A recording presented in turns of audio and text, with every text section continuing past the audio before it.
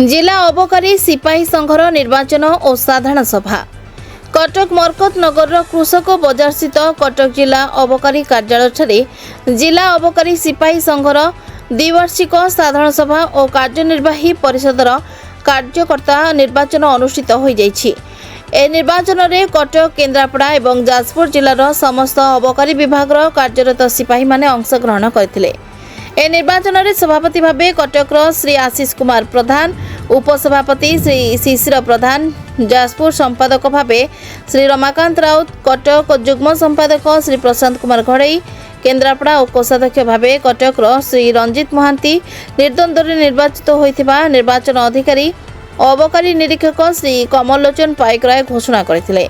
ए निर्वाचन रे कटक जिला अबकारी अधीक्षक श्री करुणाशंकर तिवारी निर्देश से अबकारी निरीक्षक श्री भक्तवत्सल वर्मा पोलिंग ऑफिसर भावे दायित्व निर्वाह करथिले। अवशेष निर्वाचन अधिकारी समस्त निर्वाचित कर्मकर्ता संघर संविधान प्रति विश्वास और गोपनीयतार शपथ पाठ कराइथिले। कटकरू विनोद कुमार भोईଙ୍କ रिपोर्ट प्रतीक्षा न्यूज।